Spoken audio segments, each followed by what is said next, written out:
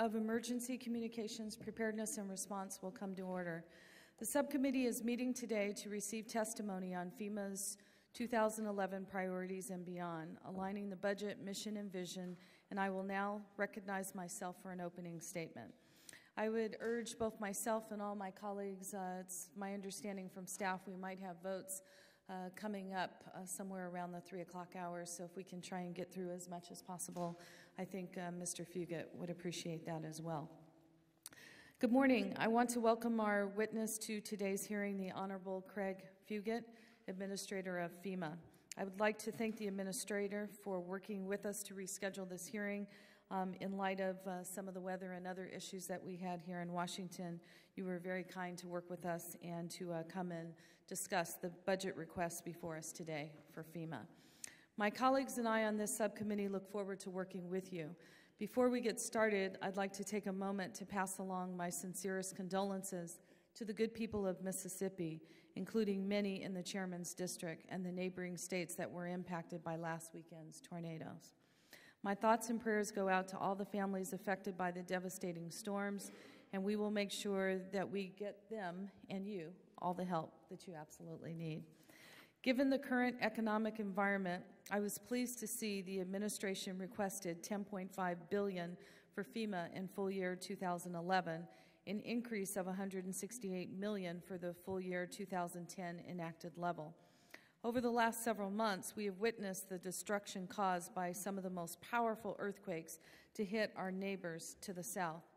Not only do these disasters serve as humbling reminders of the massive responsibilities that come with your job, they require us to ask whether FEMA has the resources to carry out its mission here at home today. While I am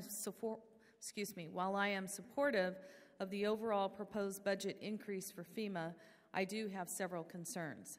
First, the budget processes, when you consider about a 4% reduction for state and local grants, training, and technical assistance, is an issue. In particular, the budget request includes a $200 million cut to vital firefighter grant programs, much of which I've heard many of my colleagues express in our own appropriations meetings here on the Hill. Collectively, these two programs are often the last lifeline for fire departments struggling to sustain their capabilities in this economic downturn. I'd like to hear from you why, of all the grant programs, especially given your background, that FEMA manages these two programs would be singled out to be cut to such a large degree. I'm also extremely concerned about the proposal to consolidate several freestanding grant programs, such as the Citizens Corps, the Interoperable Emergency Communications within the State Homeland Security Grant Program. I saw firsthand the devastation in American Samoa after the tsunamis last fall, and we must ensure that our citizens are just as equally prepared for a serious disaster. Programs like Citizens Corps are key to this effort and must remain adequately funded. The same holds true for interoperability grants.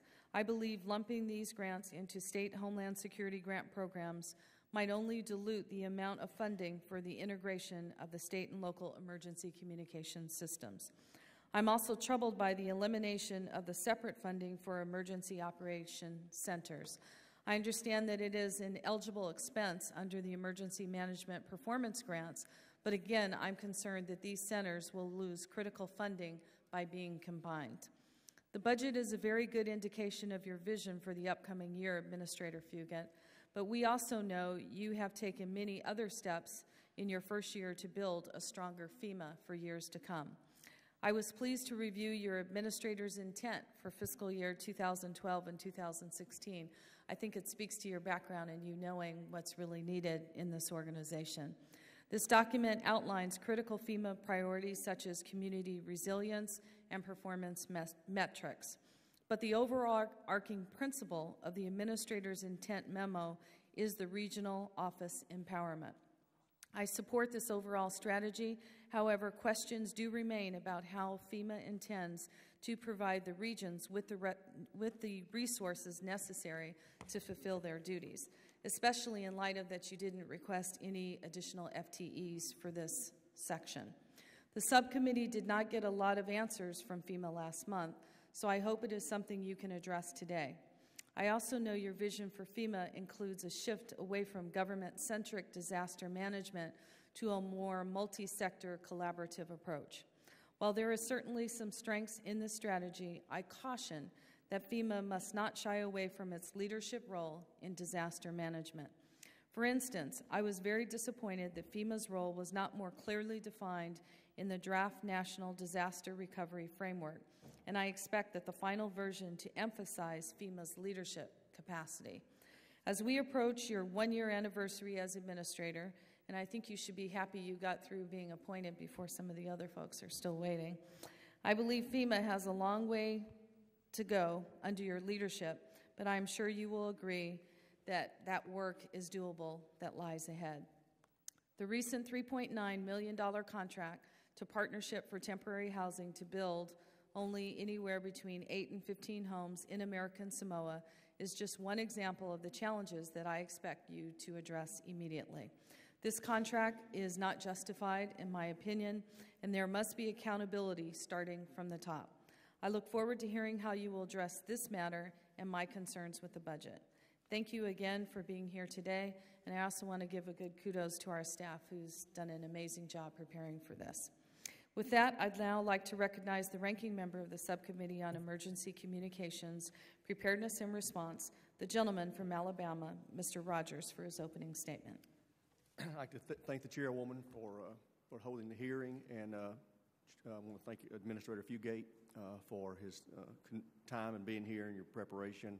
And also want to let you know how much we appreciate your flexibility given the inconvenience of canceling last month's hearing. It was, I know it was not easy for you to rearrange things, so I appreciate you doing that. A year's passed since Mr. Fugate began as the administrator of FEMA, and over the past year, this agency has made good progress in strengthening its capabilities and improving its performance. I'd like to thank Mr. Fugate for his ongoing dedication and service. This hearing provides an opportunity to examine the current and future direction of FEMA and to address whether the agency has the resources and support it needs to carry out its mission. Recently, the administrator expressed his intent to utilize performance and implementation plans to drive the FEMA budgeting process in order to ensure that the budget request is in line with FEMA's overarching strategic plan. I look forward to hearing more about the administrator's intent and his vision for achieving the agency's priorities and improving its operations. FEMA's budget request for FY 2011 shows a continued effort to strengthen preparedness and response and to implement the reforms in Post-Katrina Emergency Management Reform Act. I'm glad to see that the budget includes $62.5 million for the Center for Domestic Preparedness, for example, and the additional funds for CDP's facility repairs and capital improvements. Those were long overdue, so I appreciate that. That being said, there are some areas of FEMA's budget as well as some policy decisions being made which raise serious concerns with me. For example, the significant cuts to state and local homeland security grant programs, in my view, are unjustified. These cuts present a major challenge to state and local governments as they work toward establishing and maintaining critical security capabilities as well as fostering a prepared citizenry. This is also the second year in a row that this administration has requested a major cut to the Assistance to Firefighters grant program. This cut is just indefensible, particularly when fire departments are hard-pressed to find the money in this difficult economic climate to pay for necessary equipment and training. The budget also acknowledges FEMA's plans to reform the National Exercise Program, but it's lacking any detail on what this will look like. Exercises are a key component to preparedness, and so more information is needed on FEMA's long-term vision and commitment to exercises. It is essential that FEMA start to produce faster and more useful after-action assessments of these exercises and continuously build on the lessons learned. We are all mindful of the important mission that FEMA is charged with, and we want to ensure the agency is allocating resources efficiently and effectively. I look forward to the witness's testimony, and I yield back. The chair now recognizes the chairman of the Committee on Homeland Security, the gentleman from Mississippi, Mr. Thompson, for an opening statement. Thank you very much, Chairwoman Richardson, for convening such an important hearing this afternoon. Excuse me. Let me also thank you for your comments about the good people in my state who had significant damage done by a tornado this Saturday. And Mr. Fugate, I appreciate your call. It meant a lot to me. But also thank you for coming today to talk about FEMA's fiscal year 2011 budget priorities and beyond.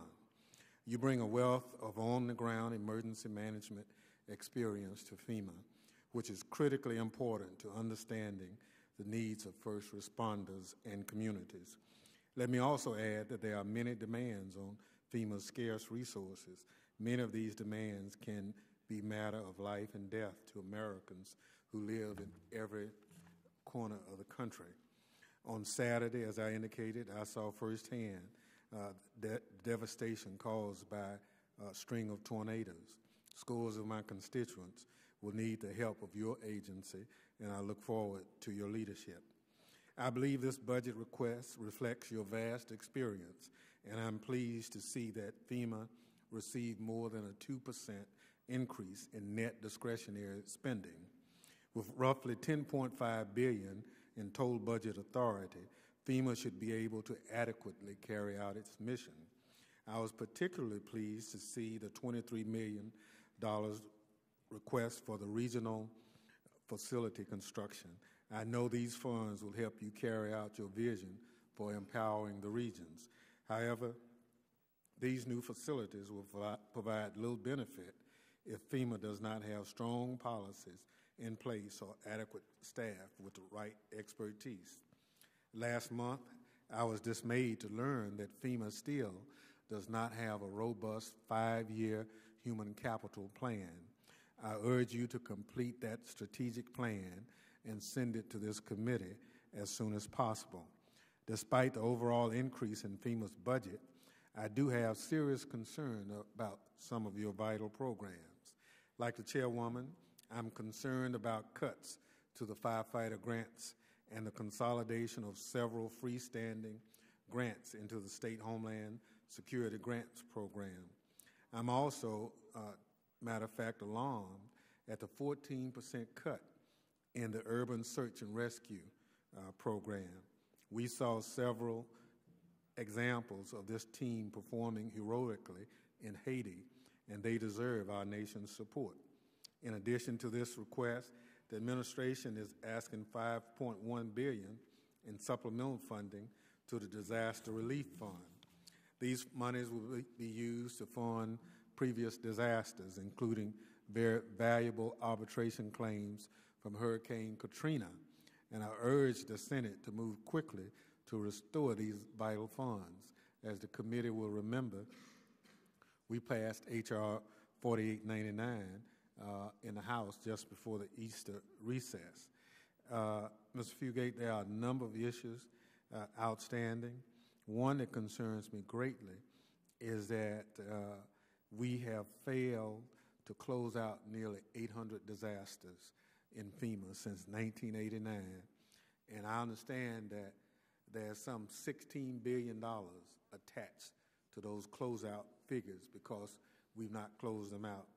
I urge you to do whatever you can to close the ledgers on those situations.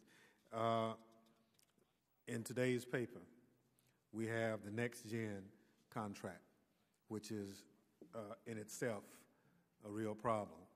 Hopefully you can explain a little bit of that, because all of us are getting calls from people talking about their flood insurance going up, and if we wasted several $1 million on a program we didn't even use, it doesn't speak well for us. So there are a lot of things we can work at.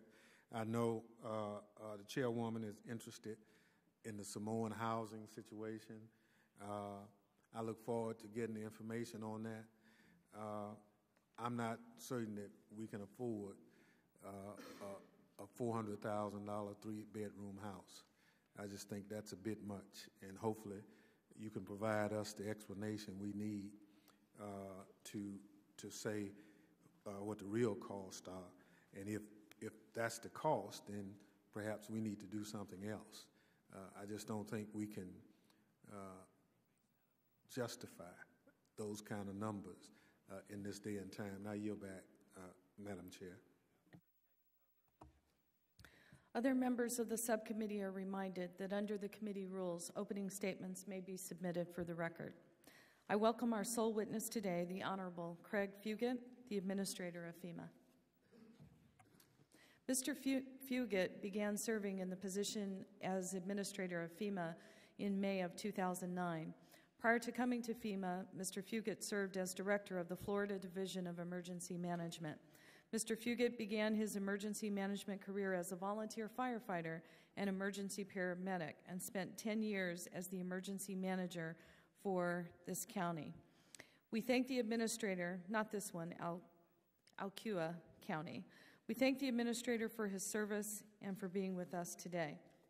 Without objection, the Administrator's Fugate's full statement will be inserted into the record, and I now ask the Administrator to summarize his statement for 5 minutes. Well, thank you, Chairman Richardson and Ranking Member Rogers, and also Chairman Thompson and the other members of the committee. It's a great honor to serve in this role, and I have this opening statement. To be honest with you, Madam Chair, I think it's better just to get to your questions, and I'm not sure how you want to do this because there was a list of them. But let me just caveat the administration's request this way. We work under the premise that in going forward in this fiscal year, there were tremendous pressures to look at expenditures. It was the direction to submit a request based upon last year's request. I realize that is not what was appropriated, but that was what the goal was in looking at our programs, was looking at the request from last year, and that was what we submitted in most cases. It does reflect that those numbers were less than what was ultimately appropriated, but in looking at the fiscal constraints we had, that was the decision that was made to submit based upon the request last year, and it did not factor in the appropriation amounts. And that would be, again, as you point out, one of the areas you want me to address. But in all, I appreciate the opportunity to be here. And again, I'll defer, Madam Chair. Do you want to do these questions one at a time by different members, or try to go back to the list, or how would you like me to do that? We do have a process, and we will follow the normal process that we have. In light of that, my script says here, I'll thank you for your testimony, although it be brief. I will remind each member that he or she will have 5 minutes to question the witness, and I will now recognize myself for questions. So, Mr. Fugate, in light of what you just said, without those restrictions, how would you have presented your budget differently? Well, I've never been given a situation where I was given unlimited funds. And so I'm not sure what the appropriate response would be other than we based our request upon what this administration had done. I believe prior to this, the administration budget request had not even factored in many of these programs. We at least are trying to recognize the importance of these programs and make recommendations upon base level funding. But we did not, looking at this year, feel that the recommendation above the President's previous request was warranted given our current fiscal situations. Mr. Fugate, some committees I might agree with that general response. However, with being in charge of FEMA, you have a unique responsibility. Our entire Homeland Security, and when you look at the entire Homeland's response, is sitting on your shoulders. So I think in your particular assignment, we really want to hear from you of what you need. And I think dependent upon what you need are the recommendations that we should be making. Well, the President's recommendation is what I agree we need to go forward with. There's an interesting question here in the firefighting grants, particularly SAFER, and that is, are we trying to address in the short term the difficulties that we're having at the local level versus long-term funding? And I don't think that I know what that answer is. I think that this is, as you go through an economic crisis that some say may be abating, at what level do we need to continue to fund that support and for how long? And this was a recommendation based upon what we had previously requested, but I'm not sure how to answer that question and what is the proper balance between local funds versus federal dollars given the current economic cycle. Well, I would say to you, since the local funds are not in abundance, us relying upon the short term to have their contribution is probably not effective. In light of your the thing you just alluded to, the SAFER grants, What I would say to you, one of my biggest concerns is why we would have a cut in the SAFER grants, and yet you would have an increase of $200 million for terrorist training. Again, these were factored as far as looking at previous recommendations, previous funding, and looking at where we saw our needs at. And in looking at the federal mission, not state and local response, those were areas we looked at. And So again, how many terrorist trainings have you already had? I would have to get a list for you and provide that in writing. I would not have on the top of my head that number. Okay. I would venture to say to you, I can at least speak for my own personal opinion, that if this is a couple more terrorist trainings versus the actual response of our first responders being able to help us in the event something were to happen, my $200 million would be for the SAFER grant program or the firefighter grant program, and not the one that you've recommended. My next question would be, the budget eliminates several standalone grant programs and lumps them in with the Homeland Security grant program. I do not support the elimination of any of these programs, but I am especially troubled by the decision to eliminate the Citizens Corps grant, also, and some of the others, particularly with the Emergency Operations Communications. Last month, FEMA told us that they still did not have a strategy for promoting community awareness. Without a blueprint or a dedicated grant program to support Citizen Corps councils, how does FEMA expect to promote individual community preparedness? In terms of inoperability grants, how will you ensure that the inoperable Emergency Communications Grant Program remains adequately funded and a priority if it is consolidated within the Homeland Security Grant Program? The answer is this was not the intention to eliminate these grant programs. It was to reduce the paperwork in applying for these grant programs. The money is still there. It is just being combined into one grant application process and giving local and state officials, particularly the state administrative agency, more flexibility in administering these grants. So the intention was not to eliminate the funds, but I understand the concern that in doing that, it also loses the identity as singled out as a grant program, not as a merged pot of money.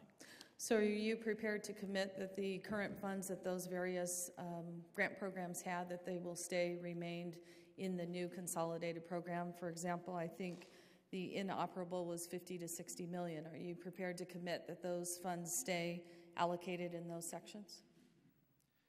It is the intent to provide flexibility. So before I would commit to what state and local governments may do, it's the intention to give them more flexibility in these funds. But that is something that we would take under advisement. For the next round of questions, I'll go there, but I'll tell you, Mr. Fugate, those two don't add up. You said you're not intending to cut the funding, and yet you're saying, well, it'll be in a flexible pot and they can do what they want. You can't have both apples. It just won't work. Mr. Rogers. Thank the Chairwoman. Mr. Fugate, last time you testified before this committee, I submitted a question to you about disaster declarations and the lack of transparency. You told me you were going to review that and see if you thought maybe there was some more information that should be passed along to the states to make sure that they feel comfortable, they understand the process. Can you tell me what your review has yielded? Have you made any changes in the way you disseminate information?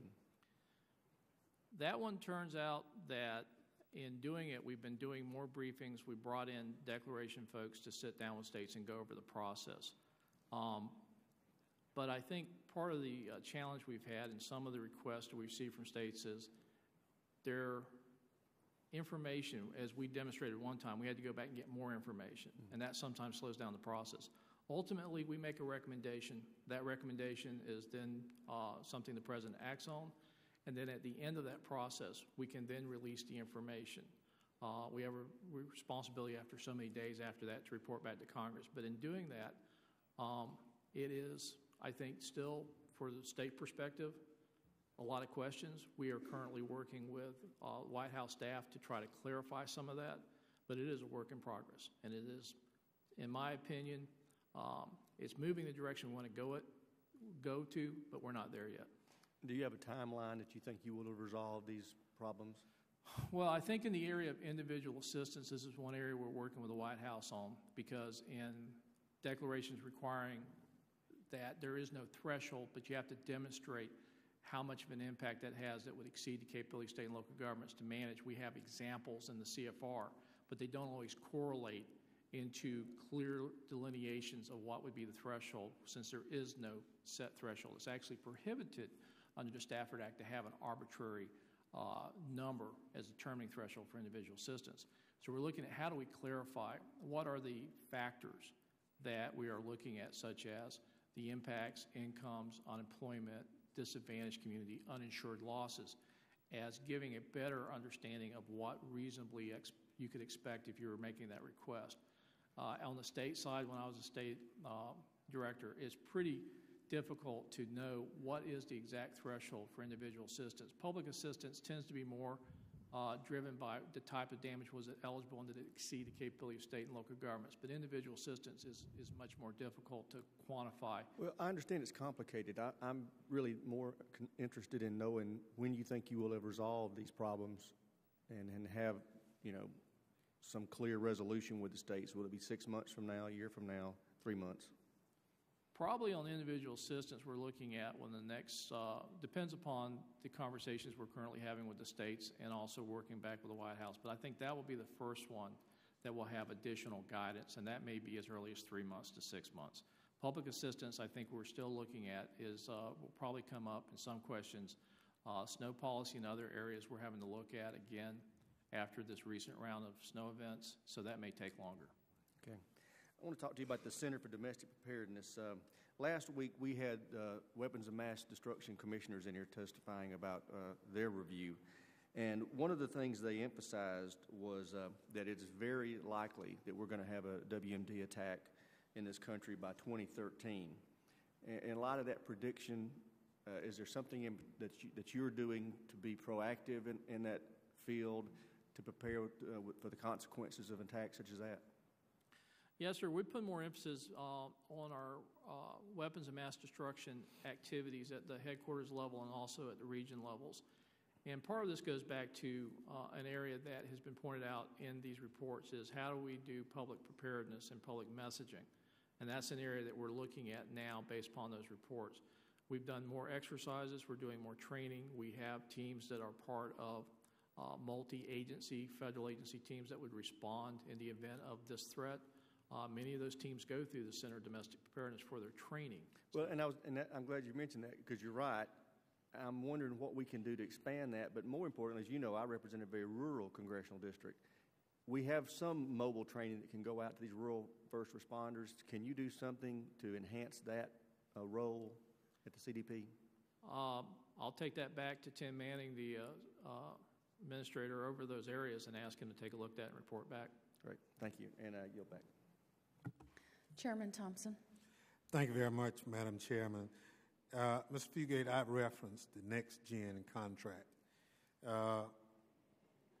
Inspector General basically has indicated that after $7.5 million invested in an IT system for national flood insurance, it did not meet security or technical requirements. Is that your understanding? Yes, sir. What have you done in light of that? I was the one that requested the IG review in the first place. This was one of the situations I found upon my arrival at FEMA that initial reports did not convey to me that, A, we had a good understanding of what we were trying to do, and two, I was concerned about the fact that many of the people working on this project were actually former employees and had actually switched from a contractor role into a federal role.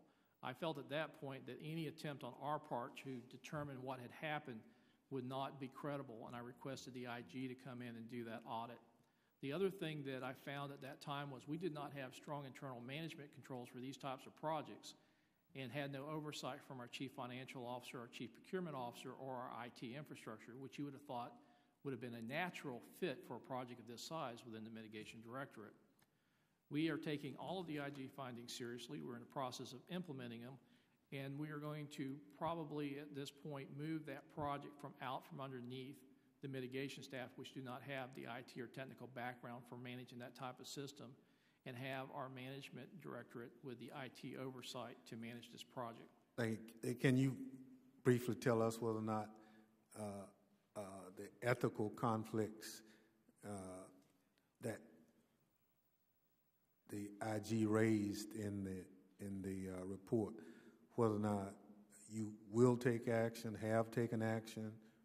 The COTARs that were involved in this project were taken off of this project. We tried to provide separation between those staff that previously had potential conflicts of interest out of this process. But, Mr. Chairman, that was exactly why when I started reading this, I said there's no credible way I can deal with this problem given the fact that I have immediate conflict of interest just from reading the documents I saw. So I felt the only way to get a good feedback on what needed to be done was to have outside counsel, in this case IG, provide that oversight. Well, I would say look at who put the COTARs on the contract. That's your problem. So, and I'm sure you'll do that. Do your nod say you will? Mr. Chairman, we are going to fully take advantage of the IG findings to ensure that Thank you. This is addressed. Thank you. The human capital plan. You've talked about pushing more authority down to the regional office level. Can you tell us when we can expect that 5-year human capital plan? Mr. Chairman, I can tell you where we're at in this process. We have finished our reviews within Homeland Security to go back to OMB for final approval before we transmit. We were, I think, in our last budget, given funds to bring in the Homeland Security Institute to help us work this issue and put together what the staffing plans would look like. Part of this was looking at what scenarios would we respond to based upon our existing response structures, using Katrina and staffing for Katrina as an example of a catastrophic disaster response. And so we're in the process of forwarding that model. I'm not sure I can give you an exact time frame, but I would say in months we should have this back to Congress based upon where we're at in submitting this through OMB. The problem I think some of us have is we're moving toward a new business model, but yet and still we're not sure who the drivers and other people will be. So I think it would help you if you had that human capital plan in front of you geared toward the new business model. I would agree, Mr. Chairman, but as we noted, we did not have new FTEs in this budget, but we do have some that are being converted from contractors. We also had this previous year a lot of assistance from this body helping us move temporary positions, what we call core positions, and convert those to full-time that were doing full-time work. That we had some bad habits, to be honest. We were doing a lot of things using the Disaster Recovery Fund for continuation of business, not tied to a disaster. So part of this was already being done, was looking at where we had positions that were being funded out of the DRF, the Disaster Recovery Fund, that were not tied to a specific disaster. And this body, as well as the Senate, agreed to help fund those positions to convert them to full-time equivalents. Can you tell us how you plan to close out over 800 disasters? That process has already begun, and to a certain degree, we're already seeing the success of that. We brought in, through the acquisition coordination of our budget shop, to look at how many current mission assignments did we have that had not been closed out. These are mission assignments to other federal agencies, some of which, as you point out, were open for a long period of time. We've been able to recover and deobligate over $400 million in the past month of these open disasters. We also are looking at a lot of these disasters that may have residual amounts left in mission assignments that have not been closed out, and making determinations of how to close those out. So it is our goal to reduce the backlog of closing out disasters, deobligate those funds that can go back and replenish the DRF, and move to the closure on many of these older disasters that do not have any complicated issues or ongoing recovery activities, but just have not been closed out due to lack of effort. If you have put together a plan to close it out, or whatever is presently underway, can you provide the committee with that document? Yes, sir, Mr. Chairman. That would come from our Chief Financial Officer who took the lead on this, and we can provide that. Thank you very much. Madam Chair, one more question. FEMA awarded very recently a major risk map production and technical services contract, PNTS, to a joint venture, Baker AE Com LLC. About a $600 million contract. And that's a lot of money. And I understand, in light of the President's announcement yesterday on opportunities for small businesses, this is a good example of a contract that could have gone to a lot of small businesses that some of us think got bundled, and it cut out a lot of good, hard-working folk. And can you assure us that in light of the President's executive order yesterday that FEMA will look closer at giving small businesses a shot at some of this work? Mr. Chairman, and I know that other members of this committee have tasked or asked that we do very similar things. To the best of our ability, I've asked my acquisition shop to embrace a philosophy of buy local, hire local, that both in our disaster response and our contracting, to try to look at purchasing the needed goods or services in the area we're working. I think that we are too leveraged to these larger contracts that are national in scope. In some cases, there are very valid reasons, but when there is not a valid reason and opportunity, I think that in the name of efficiency, we oftentimes will aggregate up large contracts and maybe miss the opportunity to get good work done locally by a local provider. Well, I tell you what we hear.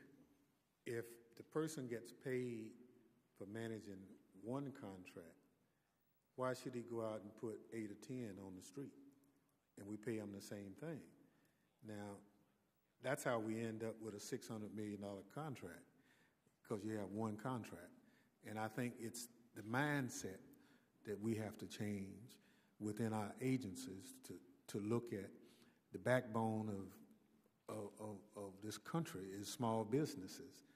And if we're going to cut them out like we do, it really goes against the grain. And the work that's being done, I don't think it's so technical that we don't have small businesses who can do it. Mr. Chairman, I would appreciate any help we can get in this area, because I think you hit upon the crux of it.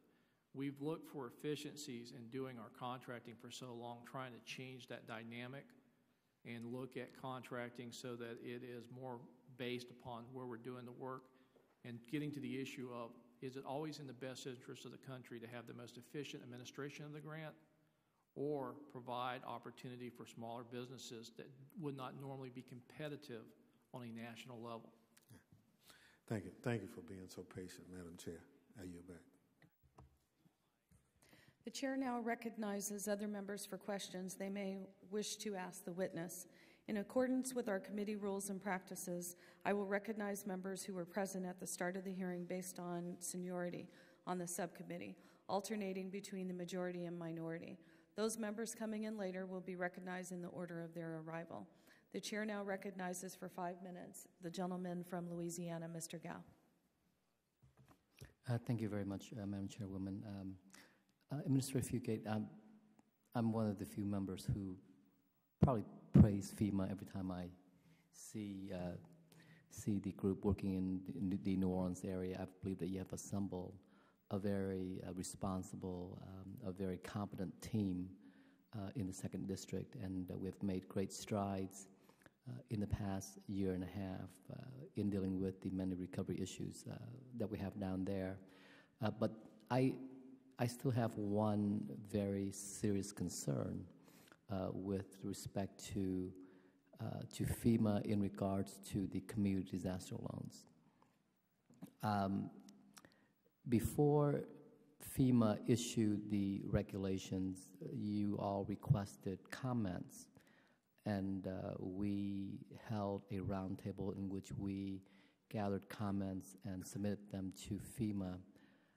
And it seems to me that many of those comments were not considered, so that there are potential problems for many of the entities in requesting for community disaster forgiveness, especially in areas with respect to Jefferson Parish, with respect to St. Tammany.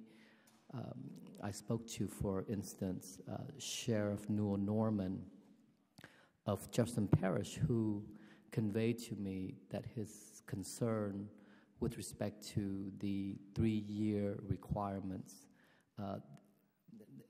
which is not only problematic for the sheriff, but also problematic for New Orleans School Board, problematic for Jefferson, problematic for St. Tammany, because right after Hurricane Katrina, there was a tremendous influx of population into Jefferson Parish from the people moving into the parish from New Orleans, so that there was a spike in revenue, and then that spike quickly disappeared after people began to move back to New Orleans. So that is one of my concerns, and I've asked the secretary to address the issue. And I just want to know whether or not FEMA will submit revised regulations to address the issue of the CDL. That is one issue in connection with community disaster loans. The other one in regards to the special CDL, which I've asked FEMA to look into for over a year now, and I've not received a response, or at least not an accurate response, in connection with Oxnard's request for a special CDL. It seems to me that reading their letters, reading their memorandum that they submit to you, that they conform to the law, and under the law they would be eligible for special CDL. And so far, I believe that FEMA either denied or have not provided them with a special CDL. Can you address those two questions? I'll start with Oxnard. I know that one was one that we had a lot of difficulty with. I don't know if there's been a final determination. I think there was, but I will have the administrator for Region 6, Tony Russell, confirm that. As far as the community disaster loan forgiveness, that the rules were designed to help, we are looking at that at the Secretary's direction. We are seeing as to the unintended consequences of that rapid population growth and what that means to the actual intent of the rule. And so we are continuing to work that issue. Can you give me a timeline with respect to when any revised rules would be issued? At this time, we have not begun any revised rules. I think we're looking at the applications to actually go through the applications to see where we're going to have the problems versus acting before that. So as we go through that, we're going to see how many of the communities will go through that process and what those outcomes are, and then determine from there what additional steps we'd have to take. Okay. Have you, at least in the past year, what plans or what reforms have you implemented in order to better prepare FEMA for recovery, to better effectively and efficiently work with state and local municipalities in rebuilding? Because as you can see from the arbitration panel's decisions on charity and other projects that were submitted or were delayed by FEMA, they were able to make the decision in a span of 2 to 3 weeks, while it took FEMA years to make any kind of decision, whether or not they made a decision. Have you made any kind of plans to reform FEMA in those regards? Yes, sir, and part of it was, I believe, in all of the arbitration hearings, the only ones that I know of that have gone in favor of FEMA had actually been on technicalities. Almost all of the other ones were, again, if we had followed our procedures, we would not have reached that point. And so it reaffirmed that, in many cases, FEMA had the authority. It was the application of the Stafford Act and the CFR. And so part of what we were able to do when Tony Russell was managing the Louisiana Recovery Office was to move a lot of projects through that had previously been backlogged that would have otherwise been in arbitration. And I think the ones that were in arbitration were so far along, one of which we actually, I believe, with Jefferson Parish, came back on roads, and we settled because after reviewing it, we were asking why were we even challenging this? This was something we could do, and why hadn't we done it? So part of it is coming back and making sure that we're actually applying the Stafford Act and the CFR in the manner it was intended, and getting past some of the challenges we saw in the Katrina response. The gentleman's time has expired. The chair now recognizes the gentleman, Mr. Cleaver from Missouri, for 5 minutes. Thank you, Madam Chair. Mr. Fugate, I want to return somewhat to the beginning of the questions that came from Chairwoman Richardson with regard to the Citizens Corps. And actually, I tend to think that standalone emphasizes the significance of an entity. And in your budget, you talked about the importance of the Citizens Corps program. I'm on financial services. I'm one of the proponents of a standalone financial consumer protection agency because I think it says to the consumers, you are important, and we wake up every morning, and this is our job to protect you. And so with regard to the Citizen Corps program, is it your belief that this program is important enough, significant enough, that the public will understand that you intend to engage citizens in preparation for natural disasters at the highest level possible? Number one, and if it's ranked so highly as you have ranked it, I don't understand how it could then lose its standalone status. Can you help me a little, please, with that? Yes, sir. Again, it was not the intention to demote programs, but to consolidate the grant application and grant management of those programs. And that was the intention. The intention wasn't to demote programs. Okay, but does that enhance the program if you consolidate the grant process? I'm trying to. I want to be supportive of what you're doing, but it doesn't register. Well, as a state, when I was a state administrative agent, each one of these grants would be a separate grant application. It would be my same staff. We'd literally go through and submit for all of these grants the same type of documentation, but for each different category. The intention is not to demote or to end up in a situation where we're taking away from programs, but to streamline the grant application process, rolling them together. As the chairwoman points out, that does, though, carry the caveat that they lose their identity. There is some flexibility for the states, and that may not be the intention of Congress in a standalone funding. But the intention was not to demote them. It was to reduce the amount of grant applications and the grant management for each one of those grants separately. But how are we going to increase citizen participation with less emphasis on the Citizens Corps? Well, again, sir, I don't think it was our intention that left emphasis. It was more on the grant process. So are you saying that we're going to have optimum emphasis and that the only recognizable change will be on the grant application? That is the intention of doing this way.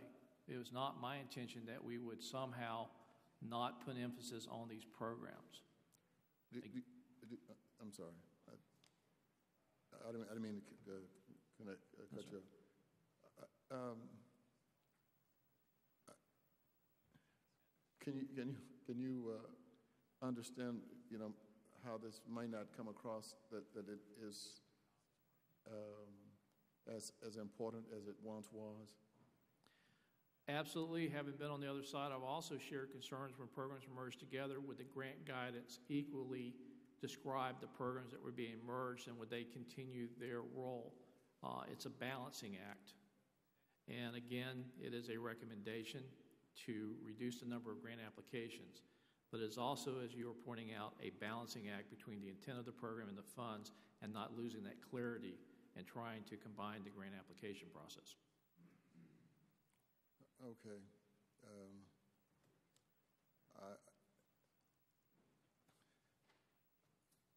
I'm still not really happy because, I mean, if you consolidate me and Ms. Titus on this committee, one of us is not necessary. You know, I mean,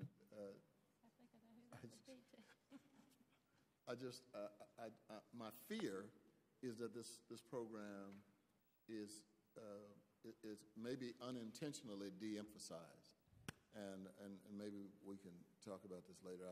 I yield back, Madam Chair, the balance of my time. The chair now recognizes Mr. Olson from Texas. Thank you, Madam Chairwoman, and thank you for coming today, Mr. Fugate. Good to see you again. Quick question for you, sir. My question concerns an interest of mine in the Shore Acres town that was affected by Hurricane Ike about a year and a half ago. They've recently been notified that they're going to have to be charged rent for the FEMA trailers that they're occupying, and they've been occupying since the storm. And this is only 6 families in these trailers, so it's not a big part of the community, but it's a small little community. And unfortunately, they've gotten caught in this pickle. Right now, HUD has yet to release a second round of CDBG funds, and so because of that, they can't rebuild their homes and move out of the trailers, and they're stuck in the trailers right now. And the controlling CFR states that FEMA may charge rent after 18 months. As I read it, it doesn't say that they must charge rent, but unfortunately that's the way it's been interpreted, and they're looking at the situation right now where they're going to have to be charged rent. They're going to be paying rent that they really don't have and shouldn't have it imposed upon them, because we've heard from interests that were affected by Katrina in New Orleans in particular, that they're still living in some FEMA trailers, 4 years after the fact. And I just wanted to get your opinion or get the commitment to you to look into this situation and treat these people equitably. Because, again, it's a small group of 6 people, but very important, 6 families, I should say, but very important to them that they get this interpreted as I read it.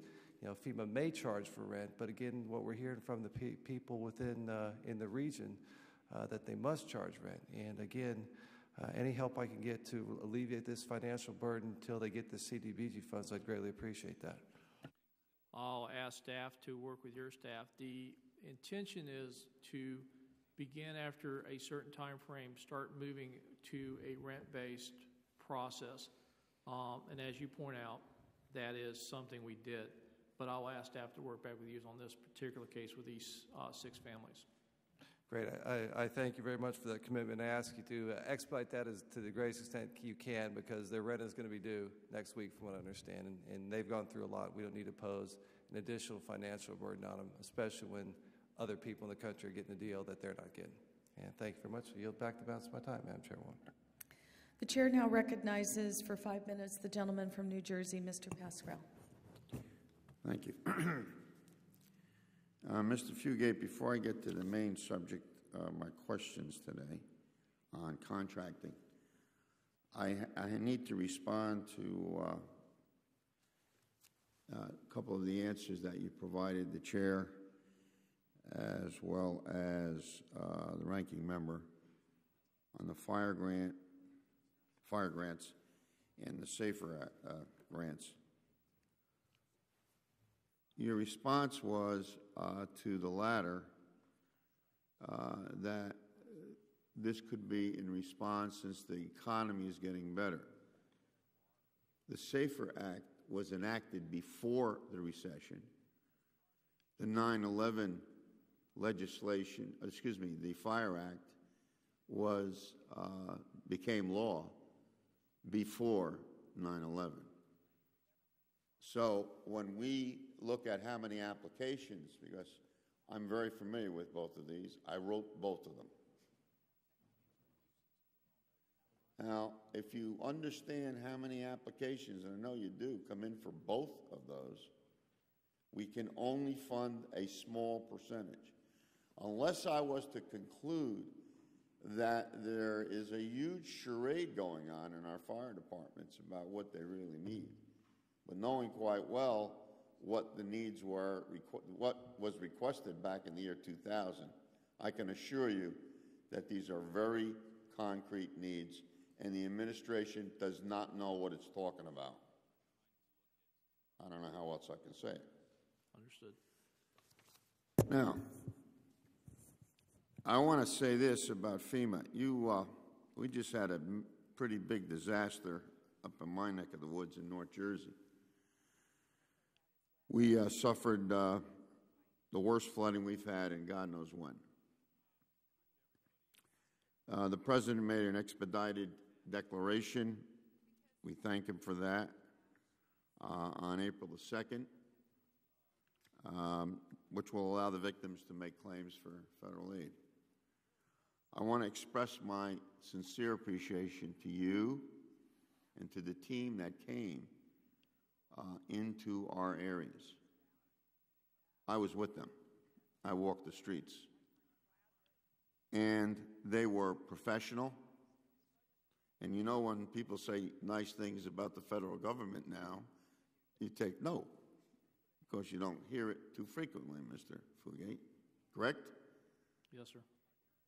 But I want to tell you they did a great job, and they're doing a great job in responding to what is a very difficult situation. And I hope we can count on being able to work with your office to help resolve some of the problems that have occurred. Now, Administrator Fugate, the issue I want to bring to your attention is the way in which FEMA has been handling the contracting of flood mapping. We've talked about this before. It's essential to the way that floods are anticipated, handled, and the way in which aid is dispersed. I have one letter here which was sent on April the 22nd. It was signed by 65 members of Congress, including myself and full committee chairperson Thompson, which expresses a litany of concern with how the flood map modernization program is being handled. I also have here letter 2 from March the 12th of this year, sent by Chairman Thompson to you, expressing concern with how the award for the risk map production and technical services was decided by FEMA, which seems to favor very large national firms while pushing out more local firms, small contractors. On March the 16th, the record will show that David Garrett, Associate Administrator for FEMA, testified in this subcommittee on your initiative to delegate authorities from FEMA headquarters to the 10 FEMA regional offices. I support that. In fact, I asked him specifically on my belief that FEMA National should be giving regional offices greater control over choosing local contractors for regional projects. His response, and I'm quoting from the transcript, I think it's a great idea, Mr. Pasquarello. He went on to say that there is a plan, quote, a plan to put an individual in each region who would be part of an essentially collective team, but located in each region, which would be local business engagement personnel for the right purpose of reaching out to and engaging local contractors in a way that we haven't necessarily done before. And he concluded by saying, we think that's a terrific idea. So my question to you is this. You agree, do you agree with the Associate Administrator's assessment of the proposal regarding the selection of local contractors? And don't you believe that local FEMA people on the ground better understand what is needed than decision makers in Washington, D.C.? Yes, sir. I gave them that direction. Therefore, we can hope that this is going to be implemented, is being implemented? Yes, sir. When? I'll have the timeline on that. One of the things we're working on is identifying existing open positions within FEMA that do the contracting work that could be certified as a certified contracting officer, reallocate those positions to each one of the FEMA regions, and then hire a position into that would be under the acquisition office and would be certified to do acquisitions within the regions. Well, if you do that, Mr. Fugate, that's going to be revolutionary, and I wish you the best, and I thank you for keeping your word. Yes, sir. The chair now recognizes for 5 minutes the gentlewoman from Nevada, Ms. Titus. Thank you, Madam Chairman. Thank you, Mr. Fugate, for being back with us. I have two issues I'd like to raise with you.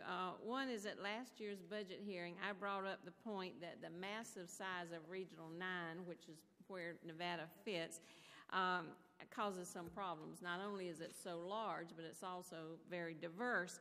And you noted that it would be worthwhile to revisit this regional structure. It seems to me that the response has been now to give more authority to the regional offices, which I certainly support, but I wonder if that alone does address the size problem, and if you're now over that and you've done all you're going to do, or if that's still something that we can look at, or how you think maybe these power changes will counterbalance the massive size.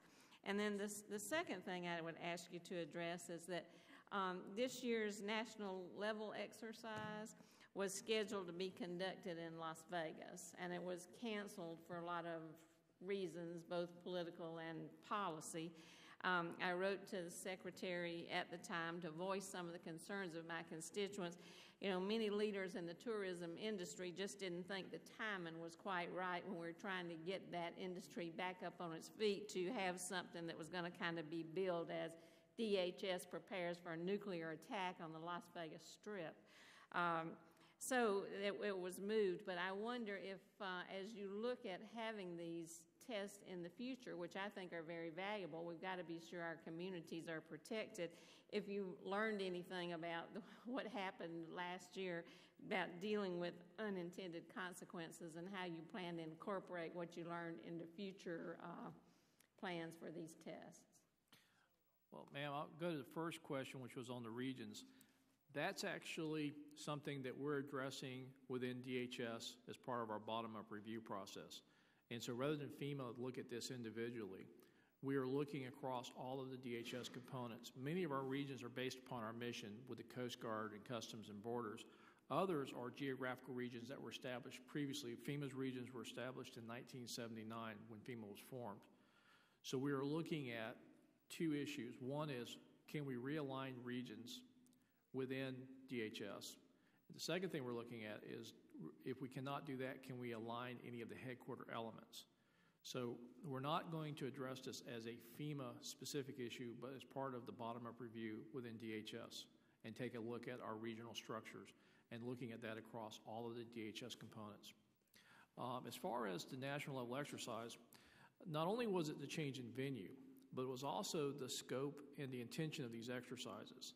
One of the things that Secretary Napolitano was concerned about when she interviewed me in our first meeting was the very essence of these exercises. How well are they doing their job?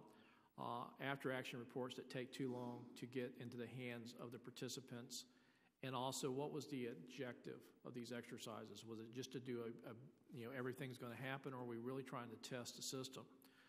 We've looked at this year's exercise. We've adjusted it based upon the guidance we've had change, but we've also submitted to Secretary a way forward that upon her approval we'll be happy to share with the committee on how we're going to look at our national level exercise program and do a better job of integrating that with state and locals as well as the private sector and the public. And the unintended consequences, like the impact on the local economy, is that going to be part of the consideration? Yes, ma'am, and again, it comes back to what are we trying to do with the exercise? What are we testing in this exercise? And then how does that impact the communities? Next year's exercise will be an earthquake scenario based upon the New Madrid earthquake. So again, we have to factor in from the standpoint of governor's team, what they see as their issues, their concerns, and again, in doing these, putting the focus back on the participation, that these are not just a DHS-generated exercise. It actually impacts local and state governments when we do these exercises. I appreciate that. Thank you. I yield back. Thank you very much. Mr. Fugate, let me come back to my first 2 points, and then I have several others, and it looks like we're going to have time for other members to chime in as well. Let's go back to the SAFER grants as well as the firefighting grant. You mentioned that, in considering local funding versus long-term federal funding, I think it's no hidden secret that currently when you look at state and local governments, some of the biggest areas that are under tremendous pressure are the possibility of laying off firefighters, teachers, and so on. So in light of that, are you prepared to reconsider the recommendation of cutting by $200 million, since one, we know the states and the local governments do not have the money in this short-term perspective to fund adequately these programs that are needed? And number two, I want to re-clarify again that the question I asked you was to provide us with the number of terrorist trainings that had already occurred, and the B part of that would be to let us know if any of the new plans, new terrorist trainings that you're planning, have they already been done someplace else? Back to the first question, we are committed to the President's request for the amount of funds that are in the request of the President's budget. As to the second part, we will provide that information based upon your clarification of what has occurred, what is occurring, and what have been done elsewhere, and we'll get that information to you. So in your opinion, are you saying it's more important to do the 200 million terrorist trainings, even though you can't tell me right now how many you've already done, than providing funding for our local first responders? I will submit the questions as you have asked for the numbers. I don't have those, but we are, again, based upon the President's recommendation. That is our recommendations for the budget. Okay. My second question is, let's get back to the consolidation of the Homeland Security Grant Program, building upon what I said, Chairman Thompson and Mr. Cleaver as well. You've said a couple times now that it's not your intention to demote the programs, and yet I'll come back to my question to you. If your intention is not to demote the programs themselves, are you prepared to commit to ensure that those programs still receive the funding that they've had in the past? According to my notes, it's $13 million for the Citizen Court, $41 million for medical response, $50 million for interoperable emergency communications, and $50 million for driver's license security grants. I'd have to go back and make sure that those numbers add up to our current request before I could commit to that. I'm sorry, could you repeat that? I was talking to Mr. Rogers. I'd have to add those numbers up and make sure that those numbers reflect the actual request that the administration had for the consolidated grants, but that ratio sounds like the right ratio. Okay. If it's possible, staff, this is pretty important because for many of us here, I don't know, I see some of your staff that's here present, and I think the number was a difference of $6 million is the notes that we have. It gets to the core of the question. If, in fact, what you're saying is all you're intending upon is to make the grant application process run smoother, less duplication and all that, I think from what I've heard of the comments so far, people are supportive of that. However, if it means eliminating programs, eliminating the focus, and reducing the funding, the commitment of the funding of what those programs will have, I don't think you are going to have support of every member here, and maybe members on the floor as well. So the question is very basic and it's very important. And as soon as we can add the numbers up, I would not have a problem with that. I just want to make sure that the numbers add up to the total request. Okay, Mr. Fugate, I'd like to, if possible, this committee to have the information tomorrow morning. The reason why we don't have a lot of time here, as you know, the appropriations is before all these committees, and we have to make decisions, and we can't wait. And I do think I would push back. I think it's something your staff that's right behind you could do right now if you chose. My next question has to do with the budget decreases for FEMA's urban search and rescue teams, which have done a heroic job. Most recently, we saw what they did in Haiti. Why has the administration chosen to cut funding for this program when we know how valuable they are to the rescue mission? Also, can you state for the record whether states will continue to be allowed to use Homeland Security grants to maintain and strengthen their USR team's operational readiness? The request for funding for the urban search and rescue teams is concurrent with the request the administration made last year. And the commitment of using Homeland Security dollars, we continue to do that, and that will be one of the areas that we continue to support as one of the things that's eligible under urban security as well as their state Homeland Security grants. Many states have additional teams that go beyond the existing urban search and rescue teams, and many of those actually deployed in both the Alabama and Mississippi tornado touchdowns. Mr. Rogers. Those amounts you're talking about, will they be? Oh, those are the budget amounts. Mr. Rogers is asking the question that I was asking regarding the consolidated where they intended to be cut. My understanding, and Mr. Fugate can clarify, it's not that they were being cut. What he's saying is, of the, I think it's $160 million, they were going to put it in another bucket in the overall category of the Homeland grants. But the problem is by putting it in that overall category, that would give the state then the discretion to say, I'm not going to do any citizen corps. I'm only going to do driver's license. Yeah. And that's a problem, and that's at the heart of what the question is. Okay, Mr. Rogers. Thank you very much.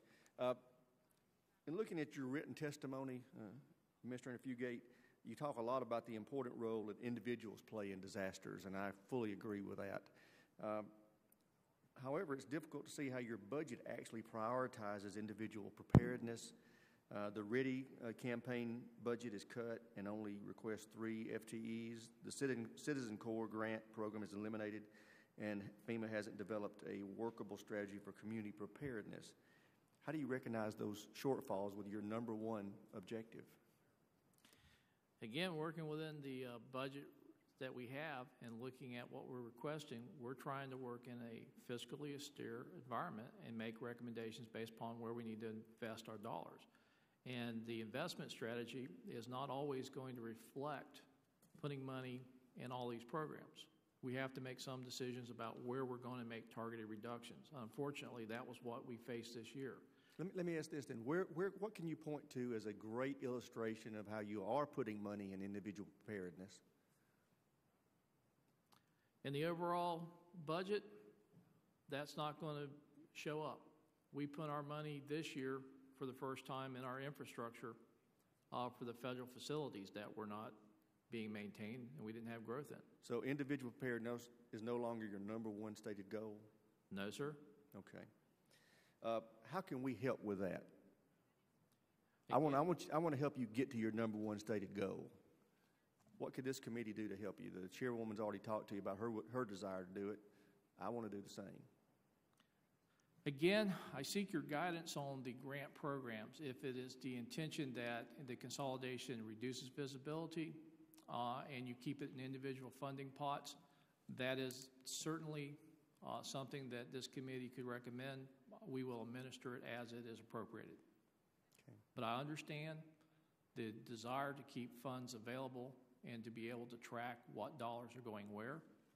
And again, we had to make recommendations based upon guidance that suggested that we were not going to be able to fund everything at levels that had been appropriated and stay within recommendations for the request from last year as our guidance. You know, that surprises me to hear you say, and I don't doubt that that's true. I'm just surprised because the president has said earlier this year that while there's going to be some austere cuts made, Defense, Homeland Security, and Veterans Affairs were going to be left alone because of the unique challenges we face as a nation right now in this dangerous world. So I'm surprised to hear that you're being given that directive from the White House when the president has said Homeland Security is off the wagon as far as those cuts.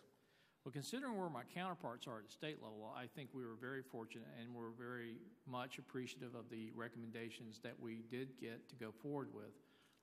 Again, it is a situation where we have the funding request before you. We will seek the approved budget and we will operate within our budget. Well, I think you've told me what I need to know. We need to help you help yourself, right? The system and the process of building budgets is we make the recommendations, but it is ultimately the Congress that makes the decision and the appropriations that we will then follow. Understood. Thank you for the good job you do, Mr. Fugate. Mr. Cleaver is recognized for 5 minutes. Again, thank you. I just have one final question, Mr. Fugate, and thank you for being here today. I appreciate it. I've been on the subcommittee for 2 field hearings in Louisiana and Mississippi as a result of Katrina and Rita. And it turns out that minority communities and in some cases new or poorly speaking English communities end up getting the worst of it, and there are probably a variety of sociological and even political reasons for it. But I'm wondering whether or not you have plans or are working on plans on how to address the unique problems caused by a natural disaster and its impact on minority communities and non-English speaking communities. The first step we've been engaging in is more outreach to constituency groups through the White House. We have several opportunities to speak to different constituency groups about these issues. From philosophically, the way I approach it is this way. We have this tendency to plan for disasters based upon certain assumptions. And if you fit those assumptions, our plans work very well. What I keep finding is we're planning for generally middle class, high school or higher education, English is the primary language, and they have enough resources that generally the federal programs can help augment that.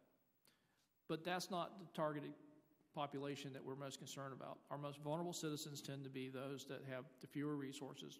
They're poor, they have language challenges, they may be our children, they may be our frail elderly, they may be people with disabilities.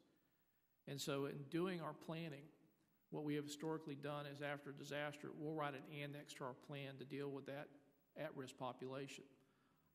I'm trying to change that dynamic and go, well, that's who we should be planning for in the first place. When I talk about people need to get a plan and be responsible for themselves, it's getting at the crux of that. If 80% of us should have taken care of ourselves, the 20% that didn't have a chance, and that's just an arbitrary number because it depends upon the community you're in, why should they compete with me for resources when I should have taken care of myself? If I'm able to. And this goes back to looking at and planning for the whole community, not just what's easily seen, not just is what is presented in a disaster. You oftentimes have to actually go out and find folks that may have been overlooked in that disaster.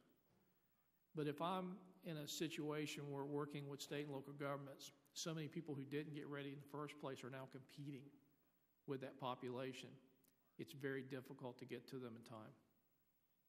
So you are, I agree with everything you said, 100%. So are we going to see some, are you going to internally deal with this issue or try to figure out how to address it? New Orleans, for example, all of the public housing just wiped out, just gone. And I guess, is there an internal group that's working on how we address those problems? Yes, sir. The first group, right after I got in, one of the things that came out of the Katrina response was the fact that most of the programs in our delivery were not designed for infants and children. We weren't meeting their needs. The request from the Children's Commission was to actually go out and write a new plan to add to our existing plans on dealing with children issues. I suggested, why don't we come back and work this into our program itself instead of writing a separate plan? And there was not a lot of confidence that that could be done because they wanted to have that issue identified in a way that would present these challenges. And I said, well, my history tells me, though, that for local and state government, every time they have to write another annex to the plan, they don't get to it. But if they do it on the front end and they build it into their plan, it gets done. So we took the issue of children, building that into our planning guidance so that children are in our grants. It's like supplies for shelters. We in Red Cross will provide supplies for shelters. Well, the Commission for Children actually came up with a list of things from bassinets to bathtubs that we're building into our contracts for shelter supplies that the Red Cross is using so that if we have to provide supplies to a state, we actually have supplies for children. So we're trying to address it in that way and recognize that if we're not working through constituency groups and identifying that government entities may not have all the information in a disaster area, we may not get to the most vulnerable. Thank you, Mr. Cleaver. Mr. Fugate, let me first ask a general question. Has any work been done so far looking at cuts in terms of waste, fraud, and abuse amongst contracts and outside services that are being done in FEMA? There are, I believe some, as you saw with one of the examples with the National Flood Insurance Program, where we specifically asked for an IG report on that, there are several others that are looking at those various things. Internally, what we found was that we did not have, as much as we're trying to empower our regions, that within the various programs of FEMA, we did not have any centralized management structures to oversee complex projects. IT infrastructure, chief financial officer, acquisitions and management was actually being done in many of the various pieces of FEMA without any coordination across FEMA.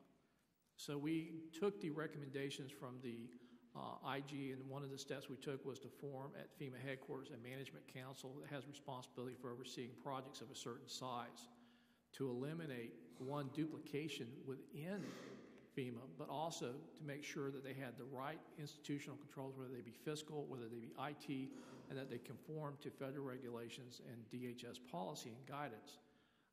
That was not occurring. It is starting to show some results. And where we can find savings and we can eliminate duplication, we're trying to use those funds to put back into the system. One example is we have very few training dollars for our staff. Well, one of the things that had happened in looking at some of our efficiencies, and this isn't so much fraud and waste, it's just bad business. We would turn on numerous cell phones, we would put in IT lines for disasters that after the disaster, nobody turned off. So we went through a process of just shutting down. This goes all the way back to Hurricane Isabel, back I think in around 2003, that we had IT T1 phone lines installed that nobody had turned off. We kept paying the bill because the bill came in because the acquisition folks got a bill. It looked good. They paid it. But the operational folks that had put in that phone line or that T1 line had never turned it off. That alone saved us millions of dollars, which we took $3 million to put that back into training for our staff because we didn't have enough money for our training staffs. So it's looking at not only waste or looking at fraud, but really looking at just how are we running these disasters and making sure that when we close a disaster out, it isn't just we are done physically. We actually recover our property. We actually turn off things. We recover cell phones. If we can't recover the cell phones, we turn them off. And these were things that we were not doing consistently, and just coming in and looking at this, we've already seen, and these are millions of dollars. The only unintended consequence was I turned off my deputy administrator's cell phone twice, but it's working again. But in some cases, we actually got to the point where nobody would take ownership of a certain IT infrastructure, so we just turned it off. And surprisingly, nobody claimed it, and it was being paid for year after year after year because nobody questioned it. So, Mr. Fugate, I think I recall reading somewhere in the massive materials that we had that you did have a slight increase for management and some of the things that needs to be done. Would you be willing to consider looking at a possible audit or some sort of evaluation similar to what you're doing with the disasters with some of your contractors? DHS, that department as a whole, I think, has the largest amount of contractors of anyone besides the Defense Department, and would venture to say that we could probably save about $200 million for fire grants if we did some of those basic things. I understand that there are legitimate cases to be made for using contractors to do work that is not inherent in government. But I also look at my organization and I see much work being done by contractors that I have to ask the question, is there not a conflict of interest, particularly in areas like acquisition? So in this request, we have requested converting contract positions into full-time equivalents for FEMA based upon the current allocation of funding. So we would welcome a look at this. It is one that I have found myself wrestling with, is what is the right balance of contract support versus what it should be inherently done government. And I don't start off with the premise that all contracts or all contractors are inherently not good. But I do want to make sure that as we as government officials have not contracted out our responsibilities, but merely those things that the private sector can provide better, cheaper, and with less startup time than necessarily would be invested by government staff doing it. Mr. Rogers? Okay. I have just a couple more, and then I believe we had requested time from 2 to 3:30, so we're doing pretty good. Want to talk a little bit about American Samoa. As you know, I had an opportunity to go there, and recently, last week, the Inspector General came out with a report that showed that there was a $3.9 million award to Partnership for Temporary Housing, PATH, to build as many as 8 homes. And in a meeting I just had prior to this one, I was told it was 8 homes plus 7 something under construction. Either math, that gives you spending either $487,000 per home or $260,000 per home, which I think any American, particularly across the United States, would say that that is an abuse.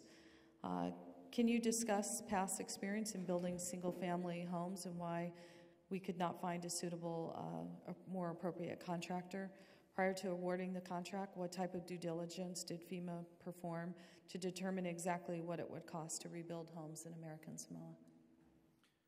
Well, based upon the original tsunami and estimates on the island that it would be about 150 homes that would need rebuilding or replacement versus repair, we looked at what existing contracts we had that could provide those services. And the federal coordinating officer, based upon that, supported by the FEMA headquarters, issued a contract up to, but not to exceed, nor was it the intention that those $3.9 billion or $9 million should be used to construct just the pilot houses, to see what it was going to take. That number for total number of homes being built now has dropped down to 50. And based upon that and the IG's report, I asked my Deputy Administrator, Rich Serino, to go to America Samoa last week, look at what was going on, talk with the governor and the staff, and seek other recommendations, which include, at this point, do we continue with this contract, or because there's fewer homes that require rebuilding, will there be an opportunity to do 1 or 2 home contracts with some of the companies that are on America Samoa and rebid the contract based upon the reduced scope of work? So we are looking at this. Those numbers are very large, and it is a project that we are investing ourselves in to make sure we have a way forward. But the initial goal was, how could we get homes built on America Samoa when we looked at approximately 150 homes, and what existing tools did we have at that time? Well, with all due respect, Mr. Fugate, when you release a award that says up to $3.9 million for approximately 8 homes, that allows that contractor the discretion to spend $3.9 million for 8 homes. And as I said, I don't think you'll find too many people in the American public who would agree that that was an appropriate allocation. If you were talking about $3.9 million for 150 homes, that might be a different story. But to specifically say 8 homes, $3.9 million, whether you say up to, just below, the point is still the point. There's no reason why in American Samoa, where you also had an agreement where you gave people $30,000 in replacement of building a home, that you would suggest that you would need anywhere between $200,000 and $400,000 for a home. So let's just suffice to say I have a very serious concern with this. I look forward to working with you and other members of the committee on this issue. But I think it's quite serious, and I think it's an example of my first question of what are we doing regarding waste, fraud, and abuse, because this is a very real point. My second one regarding American Samoa, what is FEMA doing to help American Samoa and other Pacific Islands to build and maintain a robust alert warning system? The tsunami occurred, and the question I asked was, what was the existing warning system? There had been plans done, but nothing implemented. The National Weather Service has a program I thought that would be a good project to utilize in America Samoa to build to called Tsunami Ready Communities, which is a combination of the ability to warn the public, but as well as that, the public information to support steps to take, signage, and public information. So using that, it's not a certification program, but it's something the Weather Service created to help communities build good plans. And so we've been working with the Governor of Samoa and the Homeland Security Advisor there to build a program that would be recognized as tsunami ready for the American Samoa Island. And that is a project we do in conjunction with the Weather Service, and that is something we set out after the tsunami to reach that goal. So is it plans for them to get ready, or is it an actual alert warning system? It's a combination of you have to have a warning system, you have to have education, you have to have the ability to receive those warnings and communicate those to the public, and there has to be public information to support that designation. So these are all the things we're working with the island to build that capability. And who's going to pay for it? We're utilizing FEMA grant dollars and working with the governor because they will also receive hazard mitigation dollars, some of which can be used for this warning system to implement this on the island. Okay, last question, and then I'll submit the rest for the record. I'm going to say something that is pretty alarming for me to say, but I think you need to hear because it's not just unique to my situation. I think it's unique to many people. One of the things I'd like to work with you on is continuity of government. I can honestly tell you that in my 6 years of being a city council member in a community of the largest ports in the nation, Alameda Corridor, airports, and so on, a member of the state legislature and now a member of Congress, no one has ever told me, if something happens, what is it that's my responsibility to do? And so what I would say to you is I'd like to work with you to better understand what are we doing with continuity of government and how can we make sure that that situation is changed. Because if I can tell you that as a member now subcommittee chair of emergency communications and preparedness and response, that's an alarming fact. And I think if you were to ask a whole lot of other people, they would say the same thing. So I don't know what we do in that system. We're looking into it. But I would seriously like to work with you on that area because I don't think that it's working effectively. And I think situations like Hurricane Katrina, American Samoa, and so on, we could really reduce confusion and maximize our response if the continuation of government was better in place. Which leads me to the American Samoa point. I understand with Hurricane Katrina that with FEMA, we needed to establish a point of contact, someone who can make decisions. But I think we also have to have a very serious discussion of if there are issues relating to that, what are the next steps and what are the things available to us. So, for example, if a governor is more concerned about the debt that they owe to the United States government in terms of accepting various services, that's a problem because that decision shouldn't be made based upon a prior debt that they have and what they think they're going to be able to afford. They should be providing the services that are necessary for the people that they have. And so I personally witnessed many issues, in particular regarding continuity of government, that I have found to be quite alarming and need your immediate attention. Look forward to working with you on it. Okay. The challenges in American Samoa, as you know, we had pre-existing grant issues. It was our intention to not impede our response based upon that prior history, but it did provide some challenges given some of the previous disasters and outstanding issues we were faced with at the time of the declaration. So there should be some thought. I mean, it's not like we don't know who out there already owes us. So there probably should be some forethought that if a disaster happens in Louisiana or American Samoa or wherever it is, what do we do if something happens? They already owe us. The governor's concerned, I can't even pay what I already owed you. What do we do in those situations? And what happens if the governor refuses and really something different needs to be done? Who else has the ability to override and then make that decision? Well, that's a question that we would struggle with as well, because in our system, unless the governor is not performing their functions and protecting the civil rights of their citizens, that's a very difficult question as to how the federal government would intercede. But it needs to be discussed because it is happening. Okay, Mr. Fugate, I want to thank you for your valuable testimony and the members for their questions. The members of this subcommittee may have additional questions. I actually do have some, but out of respect to you, of you arranging and being so kind to adjust and come to us again, I'm going to submit them for the record. We would ask that you would respond expeditiously in writing to those questions, preferably within 2 weeks. And hearing no further business, the hearing is adjourned.